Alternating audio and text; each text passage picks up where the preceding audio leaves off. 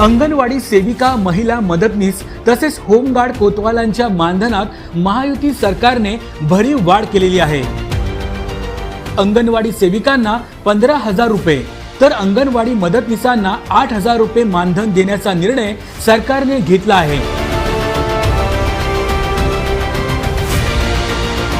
यामध्ये ज्या अंगणवाडी सेविका लाडकी बहीण योजनेचे अर्ज भरतील त्यांना प्रोत्साहन भत्ता देखील दिला जाणार आहे। याकरिता राज्यभर विशेष 4,860 शिक्षकांच्या पदांची निर्मितीही केली जाणार आहे।